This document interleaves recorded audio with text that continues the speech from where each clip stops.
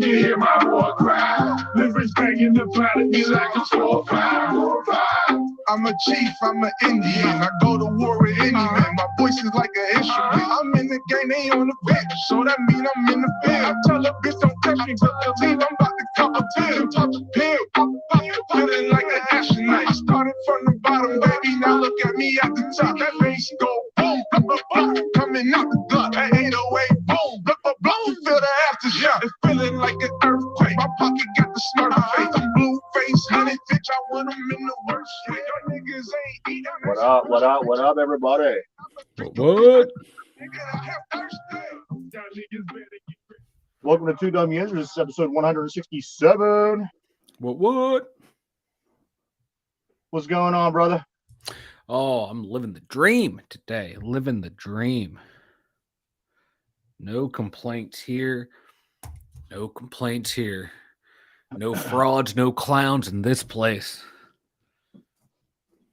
So yes, welcome back. Welcome back to the Two Dumb Yinzers, everybody. This is Tuesday, October 11th, 2022, episode 167 of the show that you love to watch every day.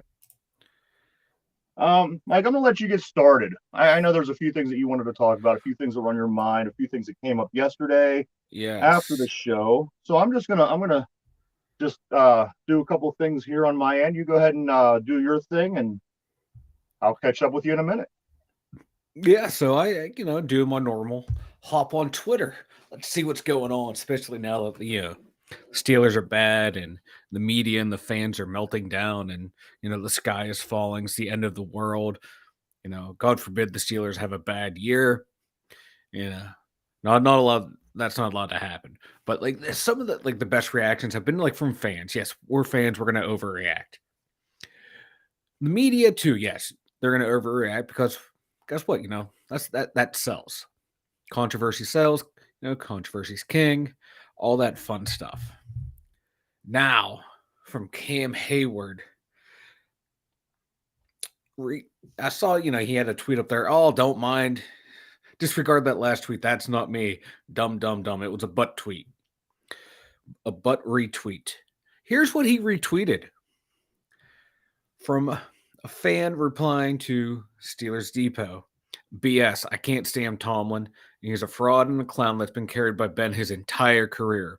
However, Cam Heyward was running 30 yards downfield again to make tackles that the linebackers wouldn't make. A couple things here. Start with the second part first. Cam wasn't running 30 yards downfield. He ran 15 because he was blocked 15 yards downfield. Go watch that play again. You will see him being spun around and just driven backwards downfield. Then he was able to get off and run and make the play. Now the first part, you're retweeting something that says you can't stand Tomlin. He's a fraud and a clown and carried by Ben his entire career. If you want to call out your head coach, be a man and do it. Stand in your locker room with the entire media there and call out your head coach. Don't try and say, oh, I accidentally retweeted this. You can't accidentally retweet anything. You have to hit the retweet symbol. Then you have to verify if you're going to retweet or quote. You did this on purpose and try to say, it was a butt retweet. No, it was not. You did this on purpose. Now, whether you didn't see the first part where they said Tomlin's a fraud and a clown, and you only saw the part where, you're the only one out there hustling. Either way, it's a bad look. The first part, you're throwing your coach under the bus, who has never thrown you under the bus in his entire coaching career, your entire career. He's had ample opportunities to. Everyone remember that Jacksonville playoff game when you and Stephon Tuitt are getting blocked downfield, letting them run up and down our throats. He didn't call you out then. And then you're calling out your teammates. Great leader there, Cam. You're always an I guy when it comes to victories and a we when it comes to loss. And right here, you just prove that you're a bad teammate. You're classless. You are a fraud. You're a joke. You are a member of the No Ring Mafia. You have won 0 Super Bowls here. You've won 0. What? I don't think we've won have we won a playoff game since he's been on the team? Maybe one. You want to talk about someone who's been carried their entire career by Ben? It's you. It's you have been carried by Ben your entire career. Without him, you're nothing. You are nothing, Mr. Oh, I'm up there with Aaron Donald. No, you're not. No, you're not. You're Why trash. do you suppose, Mike? Why do you suppose if it was purposely done, why do you suppose that he did that? I mean, wouldn't that just be a dumb thing on his part to, start calling out the coach? And I'm not understanding the logic. I mean, let's just say that it is what it is, that it is what we're saying. And, Cam was trying to throw his coach under the bus. I mean, what does he gain by making this decision? Well, Cam is beloved by the media. In the Pittsburgh sports media, they hate Mike Tomlin because he does not cater to them. He does not give them what he wants. He's more cordial with the national media than the local media, which, if you read what the micro analysis, the over, I don't know. They have Tomlin under a microscope. Like anything he says or does, they latch onto it and still talk about it like 10, 15 years later. Like, oh, we're going to unleash hell in December. It turns out they didn't. They lost. But what's the coach supposed to say? The media gets on him for he doesn't fire up the team. Here we go. He's firing up the team, and you know what? They lost. Shit happens. But every December, going to unleash hell. They just, latch on to Tomlin because they don't like him, and they love Cam because Cam's that fun-loving guy that, he's like David Ortiz. Smile on his face, always has something to say, and will say whatever the media wants him to, he says what the media wants to hear. And he's that lovable guy. So he realizes he can probably get away with this, and no one in the media is going to criticize him. They will latch on to like, oh, maybe there is merit to what, this says right here. Maybe Cam is actually speaking for all the players. It's just Cam getting the spotlight on himself because he hasn't done anything. I mean, there's a lot going on. I wanted to get into other things today. However, we are going to push other things back till tomorrow. I finished the Dahmer show, Mike, on Netflix last night. I have completed all 10 episodes. I have a stack of emails here.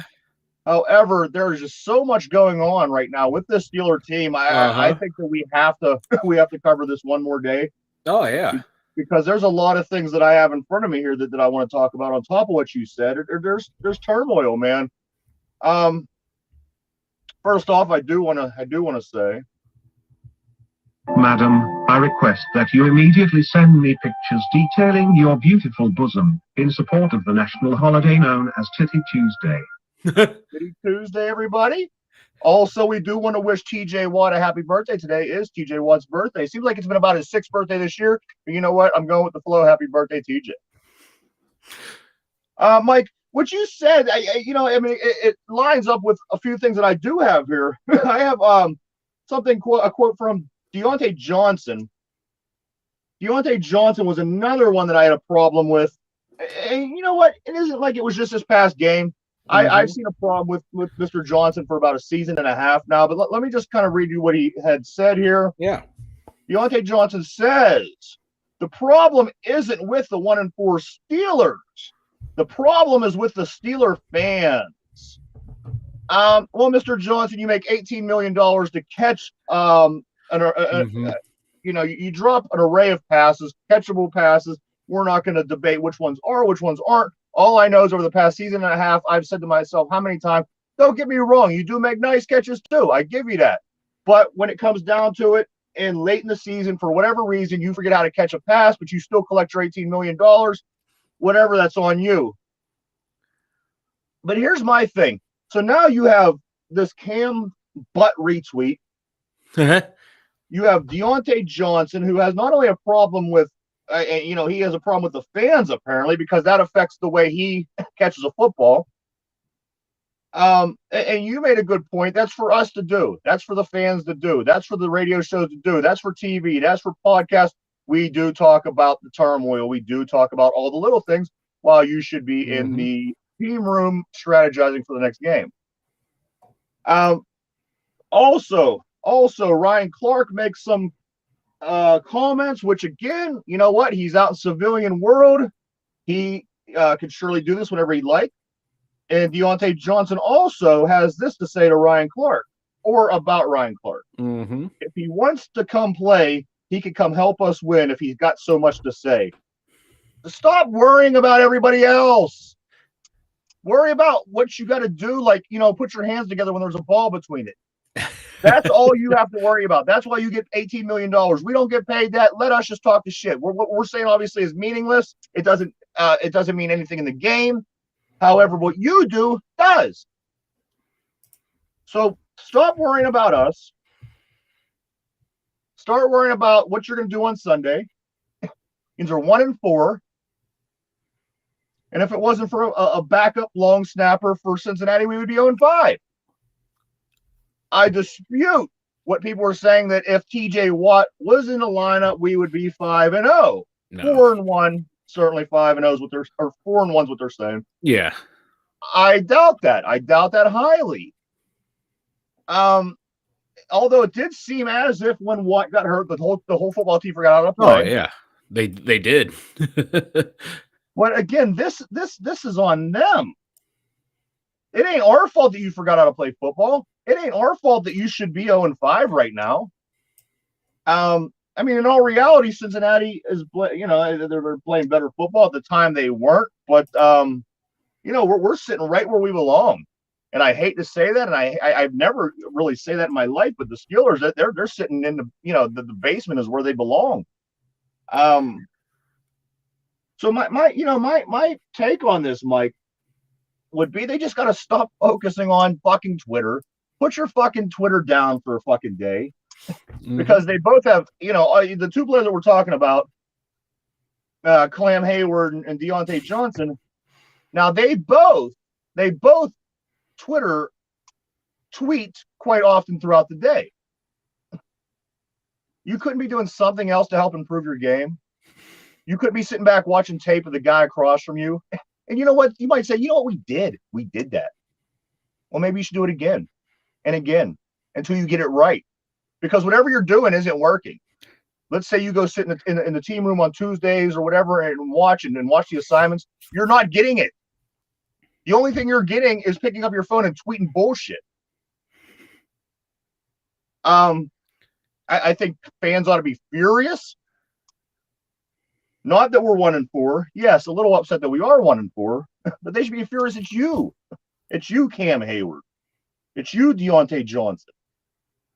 Don't worry about Ryan Clark. Don't worry about Joe Hayden. Don't worry about this. This is the shit that they had to get away from when they had all the issues with Antonio Brown, when the Le'Veon Bell era finished. They had a bunch of drama and a bunch of issues. This is totally avoidable by burying your head into your work.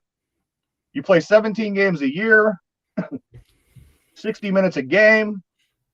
Yes, I know you put a lot of work into it, a lot of preparation, your body, but those 17 days throughout a 365-day period, you might want to focus a little bit more on being more productive during those 17 days than worrying about what Ryan Clark said.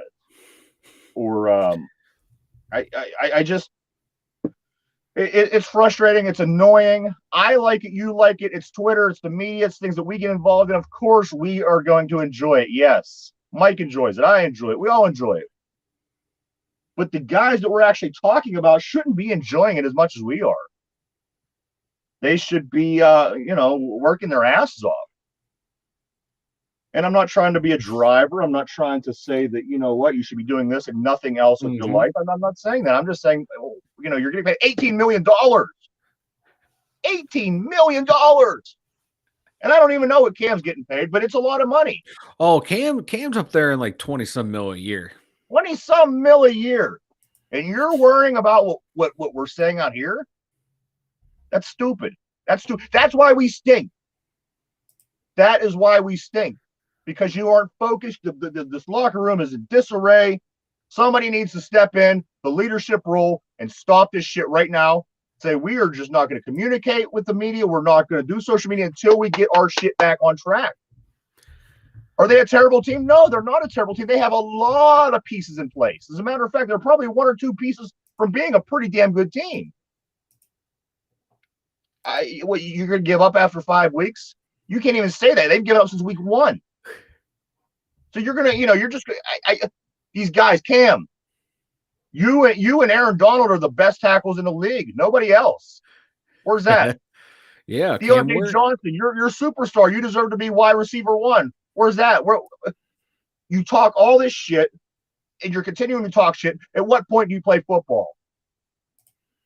At what point does that become your number 1 priority? And you say it is, but $18 million in drop passes tells me otherwise.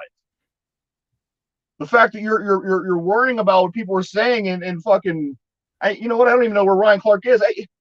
It's crazy. It's crazy. Call him at, sweep it under the rug. Get back to what you do. You guys aren't doing that. There's about 3 players last week that earned a paycheck, and they didn't get enough action as far as I'm concerned. As far as Jaylen Warren, he earned a paycheck. Yep. George Pickens, he earned a paycheck. And in my opinion, James Daniels, who is one of the only players that's showing a sign of fucking life on this team, who got thrown out initially by the refs, but reinstated back into the game by the NFL because the NFL said he did do nothing wrong. Those 3 guys earned a paycheck. Pull out the tape, you can see it, and they need to be they need to be displayed more, whether it be Warren gets more carries, Pickett gets more catches. You stink. You stink. You stink. Go ahead, Mike. This is beautiful. I would add Minkah Fitzpatrick. He had a good game. You got to figure how many people in the secondary were hurt. So of course he's going to suffer because he's doing his job and trying to cover up for everyone else too at the same time. I think he's always giving you that effort. He had the ball stripped out of him when he tried.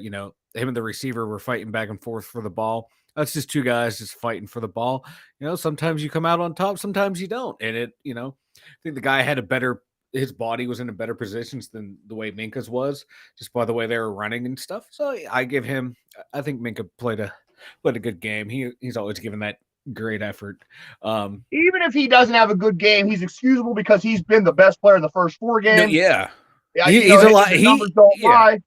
He can have a bad game. He does have a game a little under par. It's acceptable. Yeah, because his under par game is still better than everyone else's above par game. Yes. So, the media always is saying like Cam Heyward's like this great leader, and I have yet to see that, and this is just making it more, like hearing anyone in the media that sounds like a leader is Najee. He takes being a captain seriously. It's one thing. Let me cut in real quick about Najee. I love Najee. I love Najee the guy. I love Najee the football player. Don't let his little slump here, what's going on, him not being as productive as we expect to, don't let that change your opinion on the guy. Mm-hmm. Once the team starts gelling, line gets fixed, things start happening, we're able to do other things, you're going to see Najee pick back up. The yards he got out of the backfield between running, passing, everything last season was no fluke. This guy is good. A lot of people, it's just part of this thing going on now. Everybody's looking for somebody to point fingers at. Najee's not the guy. Go ahead. I'm sorry. He's obviously playing hurt. You can see the way he's running and everything. He's not there, but he is taking being a leader very seriously. Yeah. You listen to any interview he's in. He's been asked questions like. He was asked, like, are you going to address anything, as a team captain? He's like, yes, either today or tomorrow I'm going to address, but how am I going to go about it? I want to do it the right way. Don't want to point fingers. You have to make sure he is taking it upon himself to be a leader. Where are the other leaders on this team? You would like to think, Minka's the leader of that secondary. So he's probably has those guys. They're talking to him. He's not going. He doesn't seem to be that guy that's going to go to the media, spout off, but keep it within the group. Offense. Who's the offensive leader? There's so many young guys on there, and Pickett's trying to pick up that role. But you read some of the stuff he says. It's it's confident, but it's also in that almost to that borderline arrogance level. It's like, you've played 6 quarters in the league. I understand you're trying to rally the team, get them all pumped up and everything, but I don't know. It just rubs me the wrong way. I love the way, he's stepping up into that role. Absolutely. He and I obviously have 2 different philosophies of leading. Right. But hey, as long as he gets the results, but so far we haven't. But it's only 6 quarters. I like to give the guy shit, but hey, he's out there. He's trying to take control of this team, take control of the offense, which as the starting quarterback, you have to do. So he's doing that. But how willing is the whole team to rally around a rookie quarterback? And that's what's going to take. But that quarterback also has the backing of the coach. In Tomlin's team, in 18 years, you've never seen a Tomlin team yap like this. You've had like that one, you've had AB, but for a long time, AB was kept under control. But now I think a lot of the veteran leadership is gone. Like Ben he was the last one of that era. He was the last one of any Super Bowl, last player to win a Super Bowl on the team. I don't know. It's just that this stuff happened. What, 90? What year did the 97, 98? We had the back-to-back losing years. Yeah. We saw this then. Players chirping, media chirping, everyone chirping. This is what happens football. This is what it's what happens when you have a losing season, when you're used to winning. So a lot of this stuff's not out of the ordinary, but attacking your coach. You have 53 guys that have, egos. Anything is, whether you have a big ego, a small ego, you have some kind of ego because you are a professional football player. It's in there. When the 53 guys are failing, a lot of times that's what they resort to is the gabbing and the finger pointing and we're in the middle of that right now. We're in the middle of that storm. You see this happen in other cities. Over the past 18 years that we've been pretty damn successful. You've seen this happen in other organizations over and over again, and we were very fortunate that it's been something that we haven't had to deal with. But it's only so far. It's only 2 players, Johnson and Heyward. Yeah. Everyone else, they're saying the right, like Najee being real introspective, like how he's going to address as a captain stuff. Pickett's out there, trying to fire the team up. Those 2 seem to be doing it the right way, which is, weird that you're younger guys who've only been in a league, 1 year for Najee and 4 months for Pickett. So they're trying to establish themselves as the team leaders, which is good to see, and they're doing it the right way. They're not calling people out in the media. They're really not using the I. It's like a lot of what we need to do, more team oriented than stuff you're hearing from some of the other guys, some of the veterans that are angry. Guys, those are the ones like the team should be leaning on, is someone like Heyward and Johnson, because they've been here when we started out 1-4 before, and 2-2. They know how to play through the adversity and get back to playing competitive football. And it's discouraging because we thought, okay, once you got players away like Juju, who was always a big distraction, that stuff would go away. No, we have veterans acting like little spoiled children, which you really never see. You barely saw it under Cowher, barely see it under Tomlin. This organization for the longest time has always kept that stuff in check. You're always going to have your oddballs like AB, Greg Lloyd, Arrowhead Holmes shooting up the helicopters. You're going to have those weird personalities, whether you're Noel, Cowher, or Tomlin. They've always done a great job of keeping them in check, except for when there's a bad losing season. So it's discouraging to see, but you also realize, okay, it's going to happen. How do you deal with it going forward? Is it just going to be a one-time thing, or is it going to bubble over? The Deontay, taking a shot at Ryan Clark. Yeah, that's a current player and a former player sparring back and forth. That shit happens all the time. Ryan Clark, though, he was just a passenger on the Super Bowl team. He's nothing. He was nothing. He was not an integral part. He just had that great communication with Troy. So, and he's always been a mouth. Like, as soon as he retired from the Steelers, he just started spouting off against the Steelers. You ever notice that? Just to get on TV, he always has something critical to say about the Steelers. The thing about Ryan Clark all the time, even when things are going well, he has that thing. I don't feel that Ryan Clark is ever unfair when Ryan Clark. He's not, but I've noticed this in the past. Whenever I see him making his comments, they're kind of controversial. They're never to the point where I think, "Oh, dude, that's not right." It could be just a little. It feels like he exaggerates a little more when it comes to the Steelers to make things out worse, a little worse than they appear. Things are bad, but he turns it up a notch when it comes to the Steelers. I think he wants to be the next Stephen A. Smith. Don't get me wrong. I think the Ryan Clark is looking out for Ryan Clark as well. He's got his own thing going on now. You have to. He's involved in media, so you got to expect that from him. Or he might be doing. I just now thought of it. He could be doing it, like, because people will probably say if he's not overly critical, it's like, oh, you're not criticizing them because you played there. Yeah. So that could be a thing. Is like, hey, hedge my bets.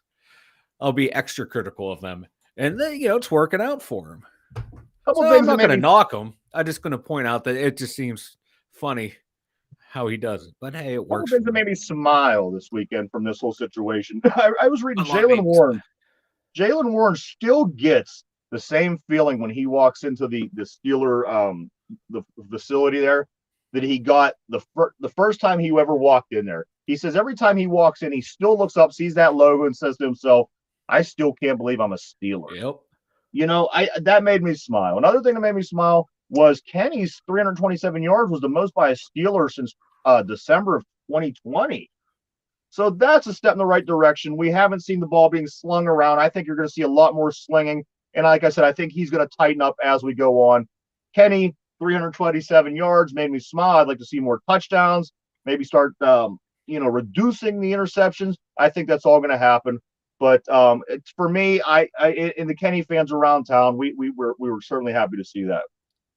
No, that was good to see though. He's not afraid to take he's not afraid to take the shot. You're right. You're right. TJ Watt. Now he's expected to come back after the bye against the Saints after a setback after his arthroscopic knee surgery while he was already nursing his pec to try to get back in the lineup. He took a little bit of a setback. However, we are expecting TJ back in the lineup after the bye. Maybe after the bye, let's start a run. And I know it sounds like, okay, we keep trying to make this, but you know what? At some point, they got to try. They have to start playing better football at some point. And you know what? If it does happen, I think it will happen after these next couple of games. I don't think Miami's going to be a problem. I don't think Tampa Bay is going to be as big of a problem as people were saying. Philadelphia is going to be tough. I hope that we can start finally doing some things right. I don't see Claypool and John. You know what? Claypool and Johnson. They both either need to put up or shut up. They really do. They're both underperforming. They're both. I don't know too much about Clay as far as talking, Chase as far as talking, but Deontay, he's doing his share again. Shut the fuck up, dude. Let's play football. That's the only reason we care what you're fucking tweeting, for one. Yeah. If you weren't getting paid $18 million to catch footballs, your tweets would mean shit. And the value of your tweets right now are just barely above that right now. They're barely above shit. Yeah, he needs to get his exactly. That's Deontay Johnson right there. Like he's getting so open too, and it's like, come on, dude. Come on. He has the ability. You see it there. He just can't get out of his own way with those drop passes. He does. He does 9/10 of the job right, and then when it comes to catching, he just. When somebody's paying you, when somebody expects top receiver money, and when somebody's paying you $18 million, you're expected to catch the balls that normal people aren't expected to catch. The reason that they're giving you that amount of money is because you're supposed to go out there and do some spectacular things to help your team win a game. That's my argument. That's not being done. Again, he's going to do, Deontay's going to do what Deontay's going to do, but when contract time comes around and the stock drops, nobody wants to give money to come play. You know what? That's on him. We move on with our lives. He's the one that suffers. So him and Claypool, I would like to either see both of them either put up or shut up. Yeah. Because neither of them are doing, they're not really doing much. And no, your guys that are receiving the ball, or you put it in Gentry's hands. He always seems to make nice gains. Freiermuth was another one. Get it to Freiermuth, get it to Pickens. Yeah, those have been our most consistent receivers. Yeah. AB, we spoke a little bit about AB. Now, what's his deal? He's tweeted yesterday, said he's starting up his own team. Oh, he's starting his own team sign up, and he's going to call them the Retardinals. The Retardinals. Yeah. My boss showed me that one. He was like, "Look at this." Now this guy. Read the room, AB. Read the room. This is where you're going to be, Deontay. You're going to be doing nothing. Nobody's going to want you. This guy was the best receiver in the league, and nobody wants him. Keep it up. Also, AB tried to rip off $500,000 from a music promoter using Lil Wayne's name. Also came up in the news yesterday. Yes. Oh my God. AB tries to rip off $500,000 from a music producer using Lil Wayne's name. This guy's gone. I've given up caring about what he does, what he says. I think it's a little comical just to bring it up on the show. That's why I do it. However, you know what? This guy is shit. He's shit. He's shit. He's proven he's shit. And I don't understand what he's trying to accomplish by doing all this stuff. Yeah. I just don't get it. I mean, is he working for the late night show career? I mean, is he, coming after Jimmy Kimmel's job? You know what I mean? I don't know what it is that he's trying to do. Isn't he trying to be a rapper? Man, he's a rap. Yeah. He's just, he's out of his mind, and he's going to be broke living on the street soon. And it's going to be quite funny to see you did it to yourself. Absolutely. Other football type things. The Chiefs win last night, 30-29. I ended up. Mike he contacted me this morning. He said I worked last night. I heard it was a hell of a game. The Chiefs and the Raiders on Sunday Night Football. Yeah. Monday Night Football. I'm sorry. And I said, you know what? I fell asleep too. When I went to bed, I believe the Chiefs were up 24-23, something or other. I thought, okay, this is going to be a good game, but I am sorry that I missed the final part of that game. It looked like it was amazing. Chiefs get the win, 30-29.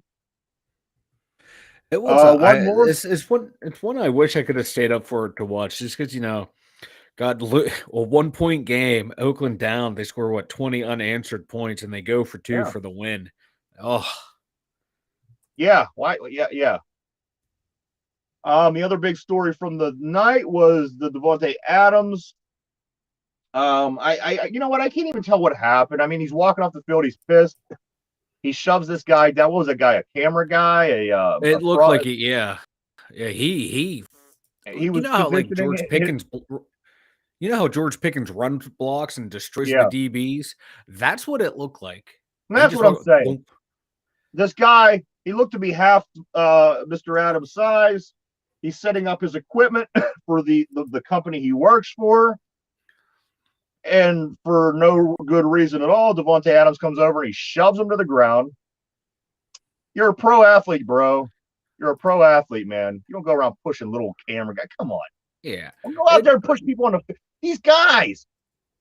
Do your fucking shit on the field. Why is everything got to be outside? Why is everything got to be at the cameraman? Why is everything got to be at Ryan Clark? Why does everything got to be at the fans? Worry about winning football games. That's why the Raiders are 1-4. That's why the Steelers are 1-4. Because they're worried about stupid bullshit. You know who ain't worried about stupid bullshit? The Buffalo Bills ain't worried about stupid bullshit. The Philadelphia Eagles ain't worried about stupid bullshit, and the Kansas City Chiefs are not worried about stupid bullshit. And guess who's ahead in the league? It's the teams that aren't. You guys quit being fucking bums. You're bums. You're bums. You're 1-4. Say what you want. I don't give a fuck. You're 1-4. You're a bum. They're 1-4 because they're talent depleted. Because they lost a linebacker. Well, yeah, and everyone around them was not that good. The other linebackers were not that good. And the defensive line is not good. Heard Malik Reed's name on my television set. Did you see someone put out a missing child report for Alex Highsmith? No, but that's hilarious. Yeah. He was nowhere to be found. You know, I mean, until last week, Alex Highsmith was playing pretty solid. It was spotty. But you know what? This Malik Reed, geez, oh, man. I know that you're nowhere near the level of TJ Watt, but you were a guy brought in supposed to, supplement the linebacking core while Watt was out and, bring that a little bit together. I still haven't seen this guy's name. And not to change the subject, but, another name, Mike, that slipped me this last week that we still haven't seen was my man Calvin Austin, man. Yeah, he was out in pregame warmups. I heard. I was listening to one of the pregame shows. I am so excited for Calvin. He was out there running around, and they didn't because they still had 21 days when he came back. They're down to about 14 days left to figure out if he's when he can come back. So that injury he had, you want to make sure he's all the way back. You don't want to rush him, and then he plays a game and gets hurt and get right out immediately. So I think they're going to take their time, play it safe, and then bring him in. And they should. They're not afraid to not play Gunner, who they brought in through free agency, so they have no problem sitting him, putting Austin back there. Put him back on returns, see what happens. Have him and Sims back there, or just him and Ben Sims. It's going to be interesting. Maybe there's a trade involving Claypool coming in. There's rumors going around. Teams are looking into him. So a lot of moving parts going on. So see what it goes when we get Calvin Austin back. It'd be nice to see him come out there and play. I do know 8 likes to take that shot down the field. That's one thing that I'm looking forward to. I can't wait to see a nice couple throws downfield by 8 to Calvin Austin III. I think that's going to bring just a whole nother dynamic to the offense while you're trying to put it all together. And again, you're throwing the ball downfield. That's gonna open your running lanes up for running plays, different things to happen. Again, things could certainly get better. I just wish this is what they were focusing on, opposed to focusing on the things that they are focusing on, because things can potentially get better as you're moving forward. The lineup or the schedule is going to get a little bit easier after these 3. You are going to get your defensive player of the year back.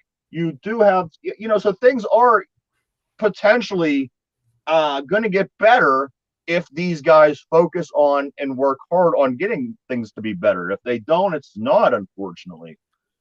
With that being said, Mike, I do have we have other sports things I want to get on real quick here. Now I know that we've been done with the Pirates for about a week. Yes. However, the playoffs are in full swing. I do want to give you a rundown of the games because we're down to the final 8 teams, Mike. The wild card round has passed. It seems like it passed as fast as the weekend did. In the 8 teams that are all playing today, Major League Baseball playoffs, the first game of the day is Philadelphia at Atlanta. That's at 107. 107. The Phillies at the Braves. The other National League game is the last game of the day tonight at 9:30. Is the Padres at the Dodgers.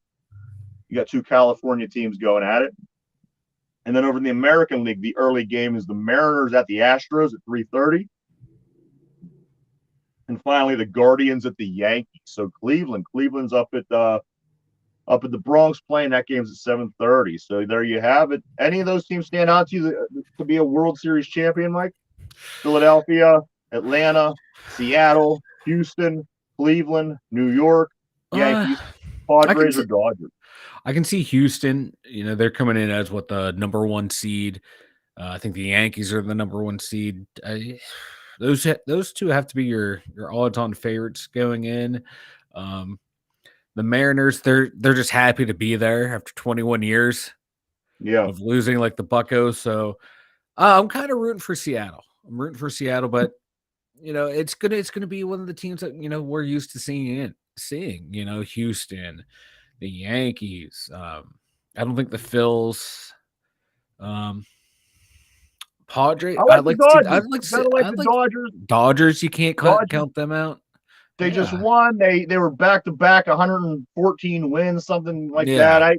You got to like what they're doing. Again, baseball. I mean, the playoffs. We have no horses in the race. I don't really. Yeah.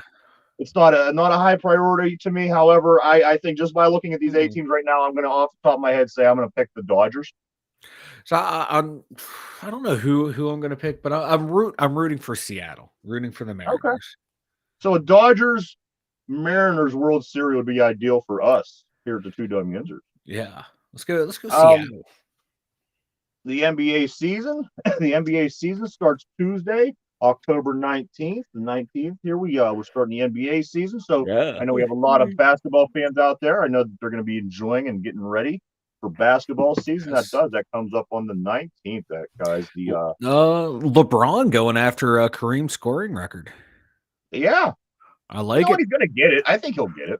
I think he'll get I like how he played for 35 years. He's gonna have it. I was just about to say, everyone's like, oh, it's just because of longevity.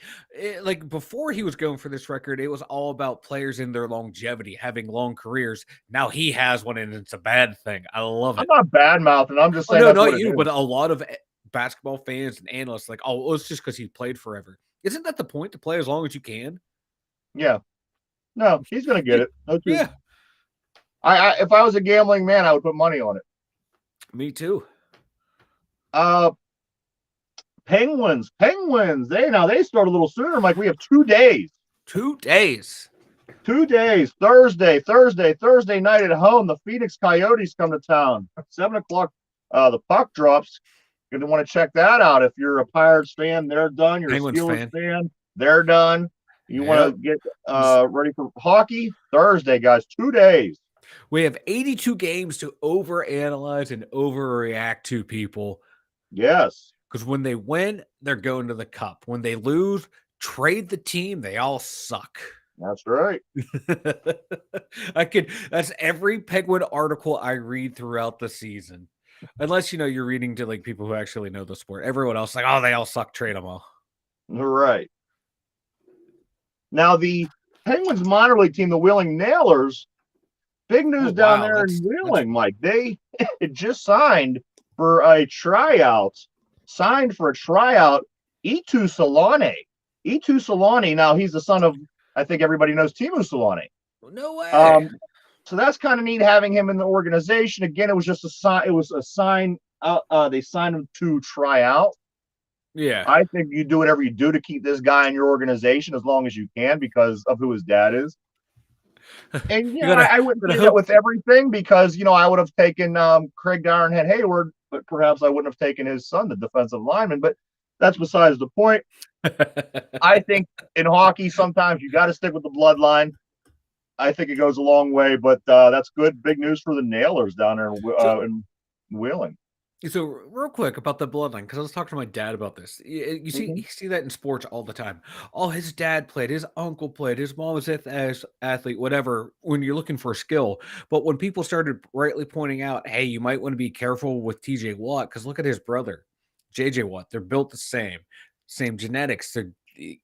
His body starts to wear down at this age. Couldn't say that about TJ, but now we're seeing it. It's the same, similar. Hit 26, 27. Injuries start playing. It's maybe and you can't say Baby Watt because that dude never plays. So, of course, he's not going to get hurt. The other two, man, they just don't see. They have that bad comes to injury prone. And, hey, I'm fat. You can't pull fat, so I never get hurt. With guys like these, you know that. They're freaks. I like the freak because when you get the freak, you get the freak results. Now, a lot of times, like you said with JJ, TJ seems to be following the same path with injuries. But when they do play, they're the best player on the field. So, I mean, if you're going to get a guy who's going to get you 4 seasons, if he's here for 8, and you have 4 of the best seasons from this person, that's still going to be more productive than somebody who isn't as good as TJ Watt is. So I say, come on, play. If you're going to only manage to play 4 years and you get 22 sacks and you're the defensive player of the year, that's fine. Let's do this thing. But on the other hand, having both the best of both worlds is hard to find. To find the freak and to have the freak that's going to be with your team his whole career, is productive, is an all-pro, is amazing. Those kind of things don't happen. You see that with JJ Watt, who now is on his retirement tour, playing with, I believe, still Arizona if he's not injured all the time. But, you see they get to that point. So like us, I think like Houston, I'm sorry, we're kind of doing the same thing.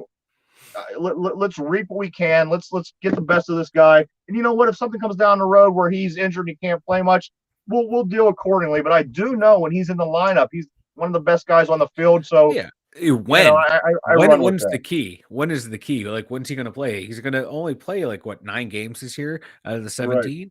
It's almost half the season lost. Come on, now we're paying him that much money. Still end out in the top sack leader somehow. Well, yeah, because no one's really blowing the off the barn right now, or whatever the fuck this thing is. My God, I need sleep. Big sleepy. I'm fucking exhausted. I got Forrest Whitaker eye going on this. It's not looking good. You should put Big Sleepy as your name. And your hat could be, and you can have an emblem. It could be the Forrest Whitaker eye. It could just be one lazy eye on your clothing. From my lazy eyes. We're kindred spirits, Forrest Whitaker and I. The Penn State Nittany Lions, they do play this week. I was a little off last week. I had them playing on their off day. I was so pumped. I forgot. I got up. I'm looking all over the place for this Penn State Michigan game. I couldn't find it. But before I make any mistakes, the Pitt game now, the Pitt Panthers are off this week. Before I do this all over again, and confuse everybody going into the weekend who may have seen our show, Pitt is off this week. They will be back the following week, the 22nd at 8 o'clock. They do play another evening game. It's at Louisville. Pitt at Louisville should be a good one. Yeah, we got Penn State, number 10, against number 4 Michigan. Yeah. So you got Penn State, Michigan. Where that's over in Ann Arbor, Mike? I think so. Yes. Yeah. It's gonna be a rough one. I have no confidence. It's just Michigan's that team. Like we have a hard time beating. Like Ohio State. Yeah, Ohio State leads Penn State in the series, but they've been a lot of the games have been close, competitive. We've traded wins back and forth. It's been comeback victories for Penn State, comeback victories for Ohio State. There always seem to be close games, but there's just something about Michigan that every time I watch a Michigan game, we're getting destroyed by them, so I don't watch them anymore. Yeah. But the last time Penn State was ranked in the top 10 and they beat a top 5 opponent on the road was at Michigan, and it was on October 15th. Oh, wow. So everything's lining up for history to repeat itself. So that means Penn State's going to get blown out, and I'm going to cry and be angry. And you know what? I hope that they win. I can't say that I root for this team. They're not my team. However, they are the Pennsylvania's football team, so I do. I support them. Pennsylvania's best football team, baby. I thought that was Temple. What are you talking about? But no, I thought you were going to go with Robert Morris or some shit. Yeah, I do. Yeah, I do. I will watch the game in hopes that Penn State does win. So, I can watch the Steelers, my favorite team, get destroyed, and I can laugh my ass off. But I watch Penn State get destroyed, and I am a raving lunatic. I can't watch college. Well, yeah, but I can't watch college football when my team loses. I freak out. I don't know why. I'll yell at the college kids, but I won't yell at the professionals. I never said I was bright. We have 10 minutes left in the show, Mike. This is the 10 minutes. I'm going to talk about a few other things besides for sports. We do have Blink 182. Blink 182 just announced this morning, after 10 years of being together touring, they are coming back, and they will be touring next year, and they will be in Pittsburgh, May 17th. They will be here. Blink 182. Hey, my opinion, they're just a really, really good, interesting band from the 90s into the 2000s. Yeah. I think it's interesting. Will I go? Probably not. I don't go. I don't do things. However, I am excited. If you want to go see Blink 182, they are coming. Blink 182, everybody back together. Travis, Tom, Mark, the whole crew. A couple of things, Mike. People are total assholes. People are total assholes. We know this. We've been talking about them all show. Right here. This guy. Yeah, right there. Asshole. Big Sleepy. Big Sleepy's a bit of an asshole himself. But let's see. Man sues Texas Pete hot sauce. Did you see this? A man sues Texas Pete hot sauce. You've had this before, the hot sauce, Texas Pete's, over false advertisement. Claims that it's not made in Texas. It's not made in Texas. It's made in North Carolina. However, this person is deciding that he wants to take his time, energy, money, and sue the Texas Pete's hot sauce because it's not made in Texas. I hate people. I hate people. The judge is going to laugh him out of court and make him pay court cost, lawyer fees for the defense. This guy's I'd make him give me a hand job if I was that judge. You know how fucking ridiculous. Wow. Wow. Yeah. Right. Hey, to each their own, man. Each their own. Now this woman here, she has a little bit better of a reason to sue. Alabama woman has filed a $13 million lawsuit against McDonald's after she was served a cup of coffee containing harmful chemicals that damaged her throat and organs, Mike. Now, This isn't a person just claiming this happens. When they went to investigate, the police, everybody goes back there because she don't know what the fuck she just drank. She's burning. And McDonald's employees refused to let anybody, including the police, to see the bottle of what it was that was actually ended up in her coffee. I don't know if it was an accident. I don't know if there was some asshole behind this, but this woman did drink a cup of coffee that had something that wasn't supposed to be in it, fucked up her throat and her organs. Hopefully she gets her due. Get that bag. Yeah, fuck them. You know? Yeah, fuck them. You don't fuck no. And hopefully they find the person responsible for it too. And then they are punished as well. Because that's you don't no. Try to poison people. Let's see. San Diego McDonald's. Now, that was in Alabama. This woman was in Alabama. This one, Mike, I'm going to talk about next is in San Diego. San Diego McDonald's customers unhappy, Mike. They're unhappy about the adult Happy Meals. And before you ask why, or before we pass judgment, let me tell you why. The customers in the San Diego McDonald's are unhappy about the Happy Meals because they're out of boxes. They're not receiving their Happy Meal in the big, giant adult Happy Meal boxes. This is why the people at this McDonald's are upset. People are complaining. I'm not eating at your place no more. How can this be? You don't have a box. Because they were out of boxes, Mike. The big adult Happy Meal boxes. There's a word that customers need to learn. Actually, a phrase. Finite supply. Yeah. Fucking idiots. Why are we reading these stories? Because it's making me hate humanity more than I already do. That's why I read them. I appreciate it. The hate keeps me going. Yes. Universal Studios, Mike, in Orlando closes permanently. Now, I was at the Universal Studios in Orlando 2 times, and I felt that it was a couple of the most amazing experiences that I've ever had. If you would say that it's an amusement park, which, you know, if you've been there, you know what the difference is. They make these inside these sets to look like, basically, let me give you an example if you've never been there. you go into this little this room, and it's supposed to be Back to the Future. So let's just say the ride was Back to the Future. And then, Doc comes up on the screen, and there's, 10 people that's going to be going in.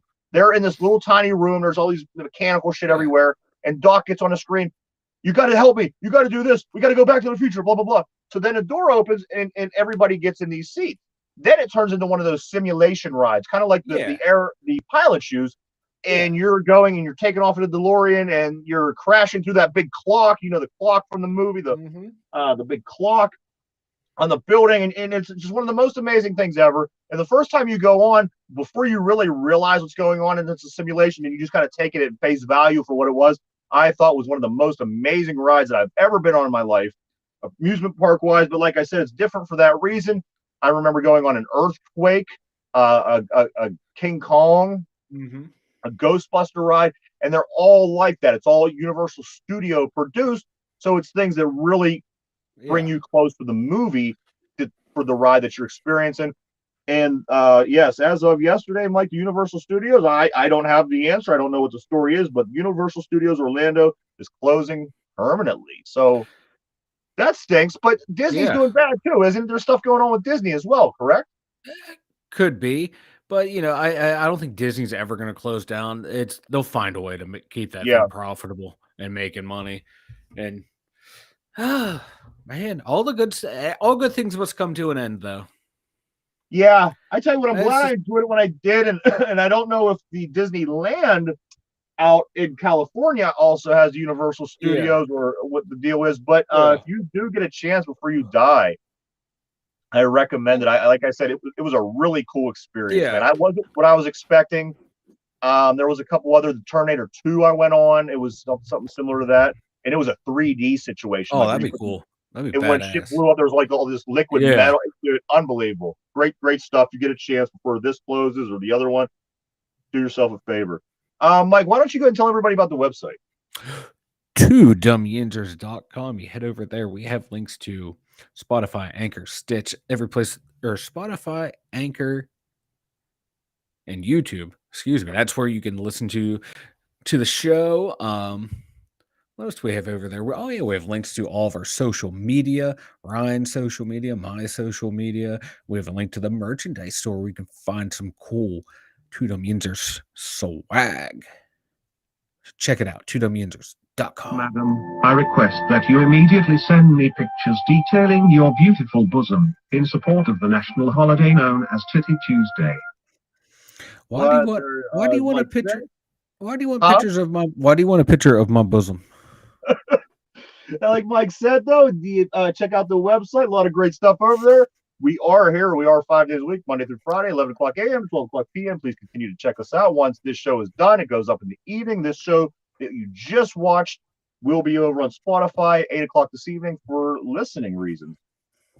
Tomorrow, Mike, I get some stuff. We got other non-sports related things going here. I got a handful of stuff I want to talk about. We got Dom to go over. Maybe we can get Allie in tomorrow. I did finish that. So like I said, there is a lot of things going on. We have a stack of emails here. So that's coming tomorrow. I can't wait for the emails. Are you ready for some trivia, Mike? I am ready for some trivia. Who are we doing? The Buccaneers. Buccaneers. Fuck yeah.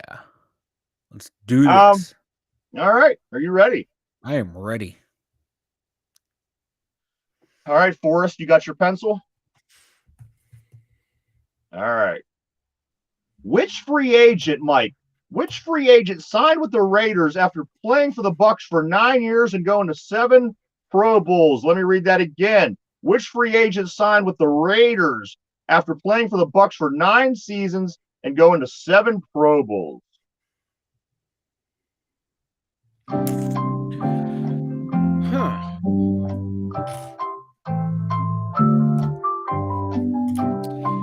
think I know the answer. Kind of confident, but I can only picture him in that one jersey. Oh.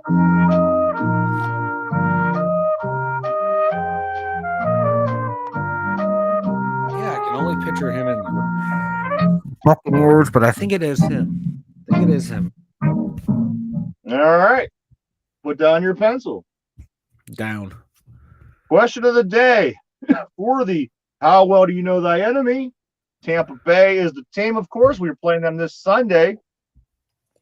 The question of the weekend, the question of the day, is which free agent signed with the Raiders after playing for the Buccaneers for 9 years and going to 7 Super Bowls, or 7, Mike, who's your answer? Warren Sapp. Warren Sapp. A man named Sapp is your final answer. Is that your final answer? Yeah, I just had another player pop into my head, but we're gonna stick with Sapp. You want to talk about it? Who's the other player? John Lynch is the other name that popped into my head. John Lynch or Warren Sapp? I let me give you a hint. One of them are correct. Let me read it one more time. Which free agent signed with the Raiders after playing for the Bucs for 9 years and going to 7 Pro Bowls? Mike said it's either Warren Sapp or John Lynch. Which one of those are correct and one is incorrect? I'm going with my first reaction. I'm going with Sapp. He's the first one. Going with the man named Sapp. All right. Let me lock you in here. Probably wrong, but so I'm going with. All right. Here we go. Which free agent signed with the Raiders after playing for the Bucs for 9 years and going to the 7 Pro Bowls? Mike says a man named Sapp, and the answer is